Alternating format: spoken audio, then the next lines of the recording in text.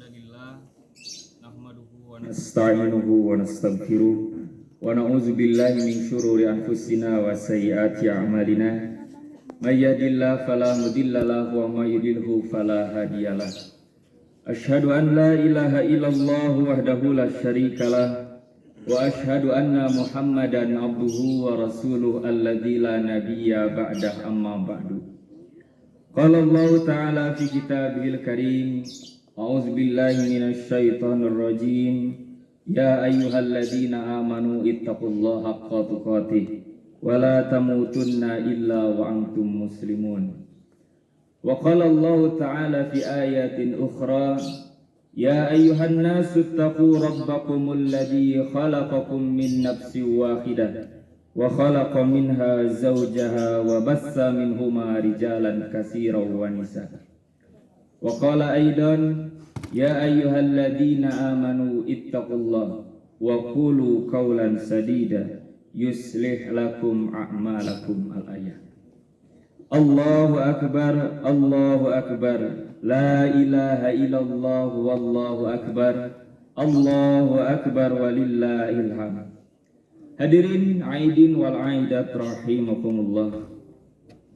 Alhamdulillah, kita memanjatkan rasa syukur kita kepada Allah Subhanahu wa taala, di mana pada hari ini bertepatan dengan tanggal 1 Syawal 1442 Hijriah di 13 Mei 2021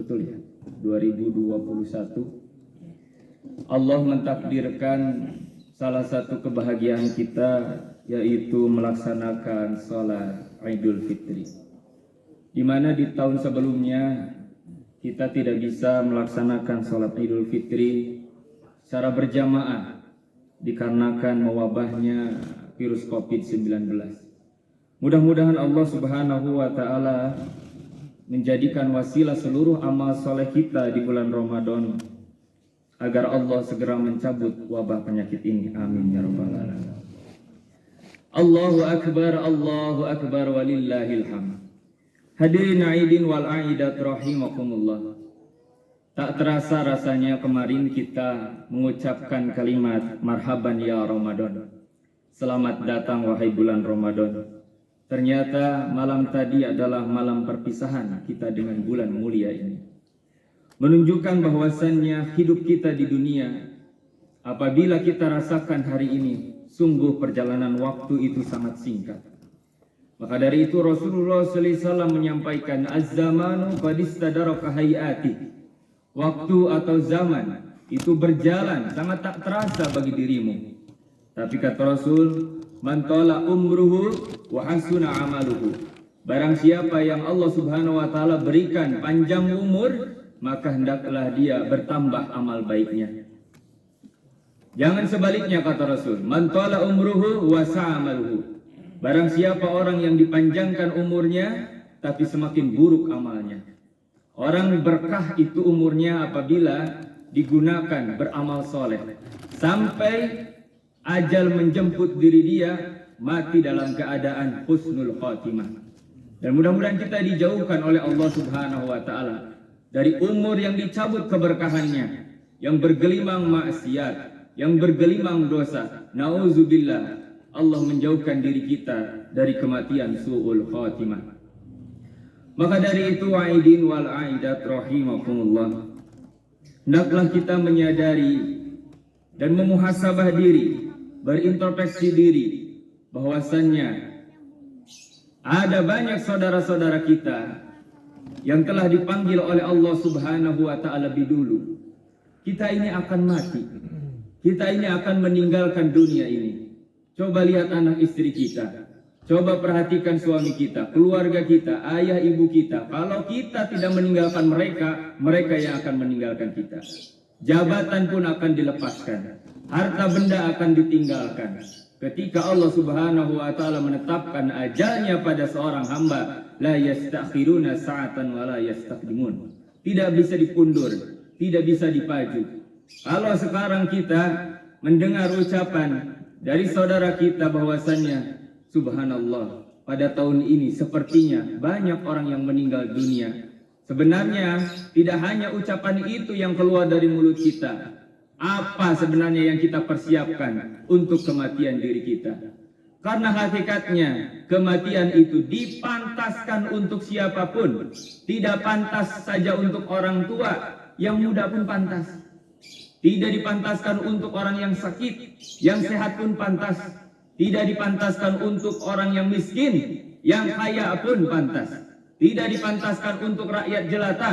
Para pejabat yang memangku kekuasaan pun mereka akan meninggal dunia. Setelah meninggal dunia, apa yang akan mereka ungkapkan? Apa yang akan mereka katakan? Adalah penyesalan hidup yang sangat mendalam dalam hatinya. Kenapa dulu di dunia tidak beramal soleh? Allahu Akbar walillahil hamd. Apabila kita memperhatikan ayat-ayat Al-Quran, bahwa Allah Subhanahu wa Ta'ala menyampaikan berita gaib kepada kita tentang penyesalan orang-orang yang mati. Salah satunya di Quran surat An-Naba ayat terakhir. Orang kafir itu berkata, yaqulu ya laitani kuntu turaba. Ya Allah kenapa? Ya Allah kenapa aku tidak dijadikan tanah saja waktu dulu di dunia? Sehingga aku menjadi manusia ternyata begitu berat. Begitu berat tanggung jawabnya di sisimu. Orang kafir itu menganggap bahwasannya manusia ingkar kepada Allah, manusia tidak beriman, manusia kufur, itu kedudukannya lebih rendah daripada tanah yang diinjak oleh diri dia di dunia. Maka dia meminta kepada Allah, ya Allah kenapa dulu aku tidak dijadikan sebongkah tanah saja? Karena ternyata menjadi manusia ada pertanggungjawaban hidup, ada soal yang akan Allah tanya kepada kita. Allah akan menghisab diri kita. Hadirin aidin wal aidat rahimakumullah.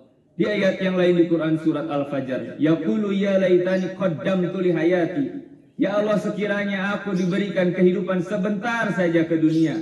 Di ayat yang lain dinyatakan na'mal solihan, maka aku akan beramal soleh. Karena dia tahu bahwasanya setelah mati, walaupun dia dulu di dunia punya harta, dia minta kembali ke dunia kepada Allah, tidak akan meminta harta itu kembali. Karena dia tahu, walaupun dia di dunia memiliki jabatan, memiliki kedudukan, kehormatan, status sosial, ketika dia kembali ke dunia, dia tidak meminta jabatan itu lagi. Walaupun dia tahu di dunia itu berkeluarga, punya anak, istri, orang tua, sanak, saudara, tetapi ketika kembali kepada keduniaan mereka tidak meminta untuk dikembalikan kepada keluarganya, tapi meminta kepada Allah, na'mal solihan. Berikanlah kesempatan kepada diriku agar aku beramal soleh. Karena tidak ada yang paling berharga dalam kehidupan kita untuk menjemput kebahagiaan di akhirat kecuali ada iman yang tertanam kuat di dalam hati kita. Kemudian lahirlah amal-amal soleh. Barulah itu yang akan menyelamatkan diri kita, yang akan menenangkan diri kita di akhirat, yang akan mendapatkan kebahagiaan bagi kita. Suatu iman yang dirahmati Allah Subhanahu wa Ta'ala. Lebih jelas lagi Allah terangkan di Quran surat Al-Munafikun. Ketika Allah Subhanahu wa Ta'ala menerangkan tentang penyesalan orang-orang yang diberikan rezeki yang banyak kepada mereka, tapi mereka tidak sempat berimpak, bersedekah, berzakat. Bagaimana mereka mengatakan? Laula akhartani, ya Allah kalaulah engkau akhirkan, akhartani ila ajalin qarib, pada ajal kami sebentar saja. Jadi meminta ditangguhkan agar kematiannya ini ditangguhkan beberapa menit, beberapa waktu saja. Fa'asaddaqa, maka aku akan sedekahkan seluruh hartaku ini. Wa aku minas solihin, dan aku akan menjadi orang-orang yang soleh. Aidin walaidat rahimakumullah. Karena hakikatnya kata Rasul, rizki yang Allah berikan kepada kita itu ada 3. Ma'akalta fa'afnaita. Rizki yang pertama, apa yang kita makan, fa'afnaita, habis menjadi kotoran. Itu rizki yang pertama. Yang kedua, malabista, apa yang kau pakai, fa'ablaita, sampai rusak. Pakaian itu pakai, mobil itu pakai, rumah itu pakai, tempat usaha itu pakai, harta benda apapun yang kita pakai itu ada ajalnya, ada masa rusaknya. Kalau tidak rusak, Allah Subhanahu wa Ta'ala memberikan jalan kehilangan yang lain. Suatu iman aidin walaidat rahimakumullah, yang kita makan jadi kotoran, yang kita pakai menjadi lusuh, menjadi rusak, itu sama sekali hanya untuk diri dia di dunia. Tapi ingat kata Rasul, ma sodakta, harta yang kau sedekahkan, fa'am doita, itulah harta yang abadi untuk dirimu. Karena kalau kita sekarang memperkaya diri di dunia, jangan lupa perkaya diri kita di akhirat. Bapak Ibu Aidin wa aidat rahimakumullah, kita umpamakan saja, ya. Kalau ada orang yang berkata harta itu tidak dibawa mati, harta dibawa mati. Tapi bagaimana caranya? Ada harta yang dibawa mati menjadi hisaban berat diri dia di akhirat, ada harta itu dibawa mati menyelamatkan diri dia di akhirat. Kalau seumpama kita melaksanakan ibadah haji dan umroh, ya, membawa koper barang-barang yang banyak, itu tidak perlu dibawa terus menerus kan, dititipkan di bagasi pesawat. Kadang lebih dulu sampai di Mekah baru kita datang. Harta itu dibawa oleh diri kita, tapi dititipkan kepada yang lain. Kalau kita mudik hari ini dari Bandung ke Surabaya, bawa barang-barang yang besar tidak perlu dibawa semuanya oleh kita. Titipkan saja ekspedisi, kita berangkat sendiri, barang itu pun sampai ke sana. Begitu pula kita hidup di dunia, harta tidak perlu dibawa, titipkan kepada orang-orang miskin, titipkan kepada anak yatim, titipkan kepada masjid, titipkan kepada madrasah. Sesungguhnya apa yang kita infakkan, mana kosot min sodakoh, tidak akan berkurang. Pali angkusikum, sesungguhnya infak itu kembali kepada dirimu. Mas sodakta fa'amdoita, harta yang kita sisihkan sebenarnya itu akan kembali kepada diri kita. Allahu Akbar walillahil hamd. Aidin wa aidat rahimakumullah. Ibadah saum selama bulan Ramadan, Allah Subhanahu wa taala mendidik kita agar menjadi orang-orang yang dermawan salah satunya. Bagaimana kita tidak dermawan? Karena di ibadah saum Ramadan itu Allah Subhanahu wa taala melipat gandakan setiap amal soleh berupa memberikan makanan kepada orang yang saum, kita mendapatkan pahala yang saum. Ketika bersedekah dalam keadaan saum, dilipat gandakan. Subhanallah, seharusnya sifat dermawan ini ada pada diri kita, tidak hanya bulan Ramadan. Allahu Akbar walillahil hamd. Aidin wal aidat rahimakumullah. Dalam melaksanakan ibadah itu ada maqasidul ibadah, artinya tujuan daripada melaksanakannya. Tidak hanya cukup niat karena Allah, tapi juga harus kaifiatnya mencontoh Rasulullah. Dan yang terakhir ada asariyat, bekas dari melaksanakan ibadah itu. Contoh, kita melaksanakan sholat. Sholat itu harus berbekas pada diri kita. Kata Allah, tanha anil fahsyai wal munkar. Bekas sholat pada diri seseorang itu mencegah dirinya dari perbuatan fahsya dan munkar. Maka dari itu tak heran kalau Umar bin Khattab ketika dia menjadi khulafaur rasyidin, menjadi khalifah di Madinah, ketika akan mengangkat seorang gubernur di Mesir, rakyat Mesir itu mengajukan agar Amr bin As ini menjadi pemimpinnya. Umar berkata, apa yang menjadi alasan engkau mengangkat Amr bin As? Ya Amirul Mukminin, sesungguhnya Amr bin As itu adalah orang yang paling pandai menjaga sholatnya. Dia selalu berada di saf pertama, tidak pernah ketinggalan berjamaah, sekalipun dia sibuk di pasarnya sebagai seorang pedagang yang berjual beli. Baiklah kata Umar, silahkan kalian melihat sholat Amr bin As itu di masjid, tapi saya akan melihat sholat Amr bin As itu di pasarnya. Padahal Amr bin As tidak pernah sholat di pasar. Maksudnya berbekas tidak sholat itu pada dirinya. Kalau dia rajin melaksanakan sholat dan dia seorang pedagang, curang dalam timbangan, mengurangi takaran, berarti dia tidak sama sekali sholatnya itu berbekas pada dirinya. Ikhwatu iman, aidin wal aidat rahimakumullah. Semakin kita melaksanakan sholat, dampak kesolehannya itu harus terlihat dalam diri kita. Termasuk kita mengeluarkan zakat, mengeluarkan infak, sedekah. Sebenarnya itu obat. Obat untuk mengikis sifat kekikiran di dalam diri kita. Al-bakhil wal sahih. Bahaya itu dua penyakit. Kalau bakhil, ada hak orang lain dalam diri dia, tapi tidak mau dia keluarkan. Dia jual beli dapat keuntungan 100%. Allah minta 2,5% untuk orang miskin, tak dia keluarkan. Dia memiliki harta benda yang banyak disimpan. Itu zakat malnya harus dikeluarkan, tapi dia tidak mau keluarkan. Ia orang bakhil. Tapi kalau orang sahih, itu harta milik dia, Tidak ada hak orang lain, tidak mau dia keluarkan. Maka dari itu ikhwatu iman yang dirahmati Allah Subhanahu wa taala, dengan berzakat ada tazkiyatun nafs, mensucikan jiwa kita. Kalau zakat mah itu mensucikan harta kita. Zakat tijarah menghapus dosa-dosa dalam perdagangan. Zakat ziro'ah pertanian juga begitu. Zakat peternakan juga Allah berikan jalan di mana diri dia kalau meraih harta yang Allah titipkan pada diri dia ada kekurangan, cobalah taubati dengan mengeluarkan zakat yang Allah perintahkan. Itu bekas daripada ibadah. Sekarang ikhwatu iman yang dirahmati Allah Subhanahu wa taala, apa bekas ibadah kita melaksanakan saum Ramadan selama 1 bulan? Karena sahrul Ramadan itu para ulama menyebutkan pula sahrut tarbiyah. Ini bulan pendidikan di mana dia harus menghadapi 11 bulan berikutnya yang lebih berat.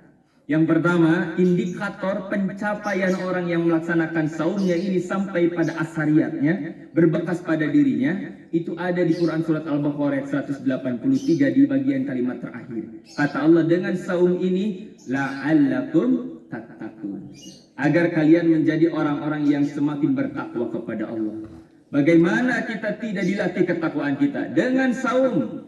Subhanallah, di bulan Ramadan ini mohon maaf apabila ada yang solehnya ini latah karena adanya bulan Ramadan, karena ikut-ikutan dengan orang lain. Selesai bulan Ramadan hilang kesolehnya. Subhanallah, tidak berbekas pada dirinya. Selesai bulan Ramadan kita menjadi orang yang bertakwa sebenar-benarnya takwa. Kalau menjadi orang soleh jangan tanggung sebenar-benarnya soleh. Menjadi orang baik jangan tanggung sebenar-benarnya baik.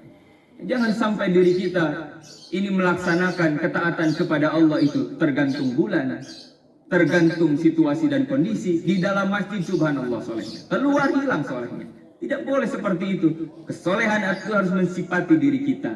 Maka dari itu dengan ibadah saum Ramadan mudah-mudahan tiba di bulan Syawal seterusnya meningkat ketakwaan kita kepada Allah. Sisanya nanti ada saum Syawal 6 hari, laksanakan 6 hari. Itu penyempurna ibadah saum Ramadan yang pahalanya ini apabila kita laksanakan sama dengan melaksanakan saum 1 tahun. Sama dengan melaksanakan saum 1 tahun. Selesai itu ada saum Senin Kamis, berbekas berarti saumnya pada diri dia. Tidak ditinggalkan 1 bulan ini, dia mulai sholat taraweh, maka selesai bulan Ramadan begitu pula, berbekas, ada nampak pada diri dia. Aidin walaidat rahimakumullah. Indikator yang kedua pencapaiannya itu kata Allah di ayat ke-184, in kuntum ta'lamun, agar kalian menjadi orang-orang alim, menjadi orang-orang yang berilmu. Karena apabila kita memiliki ilmu, itulah yang mengantarkan diri kita adanya rasa khasyah, rasa takut kepada Allah Subhanahu wa taala. Innama yakhshallaha min ibadihi al-ulama'u. Sesungguhnya orang-orang yang takut kepada Allah adalah orang-orang yang berilmu. Bagaimana kita ada rasa takut kepada Allah sementara kita tidak memiliki ilmu tentang siapa Allah? Kenal Allah, Rabb kita, Tuhan kita. Jangan hanya sampai pada terbatas kalimat tahlil la ilaha illallah, tapi kenal sampai sifat-sifatnya. Kenal sampai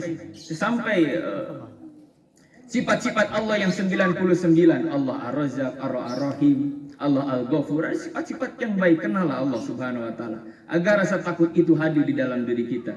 Itulah pengaruh dari ibadah saum, meningkat ilmu kita. Sehingga Allah Subhanahu wa taala sangat menitipkan sekali di bulan Ramadan itu harus meningkat keilmuan kita. Aidin walaidat rahimakumullah. Kemudian yang ketiga, indikator pencapaian kita terhadap ibadah saum Ramadan, la'allakum tashkurun, agar kalian menjadi hamba-hamba Allah yang semakin bersyukur. Menjadi abdan syakuron, hamba Allah yang bersyukur. Syukur itu apa?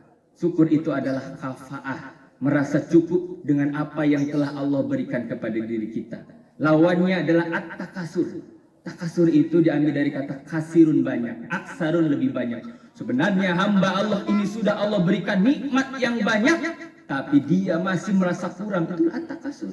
Makanya dalam prinsip harta kekayaan, dalam prinsip rezeki, kata Rasul, unjur ilaman huwa asfala minkum. Coba lihat orang yang di bawah kamu. Wala tanzuru ila fawqakum, jangan melihat kepada orang yang di atas. Bahwa jdaru an la tajdaru nikmatallahi alaikum. Kalau engkau melihat orang yang di atas kalian, maka engkau akan menghilangkan nikmat Allah yang ada dalam diri kalian dan engkau sulit bersyukur kepada Allah. Setiap bulan sudah Allah berikan rezeki 10 juta. Dia tidak akan merasa cukup kalau dia melihat orang yang 100 juta. Setiap bulan Allah berikan rezeki 100 juta, tidak akan pernah merasa cukup kalau melihat orang yang mendapatkan gaji 1 bulan 500 juta. Sudah Allah berikan kendaraan yang representatif untuk mengantar anggota keluarganya, keperluannya bekerja, tapi di jalan terus saja dia merasa kurang karena melihat ada yang lebih daripada diri dia. Naik motor, naik kendaraan, dia melihat orang yang lebih bagus dari motor dia sehingga dia menghilangkan nikmat yang telah Allah berikan pada diri dia. Memiliki rumah tidak pernah dia syukuri karena dia melihat rumah yang lebih besar daripada rumah yang dia tinggali. Itu akan menyebabkan diri kita melupakan nikmat Allah yang sudah Allah berikan kepada diri kita. Maka ciri hamba Allah yang bersyukur itu yang pertama adalah kafa'ah, merasa cukup dengan rezeki yang telah dia berikan.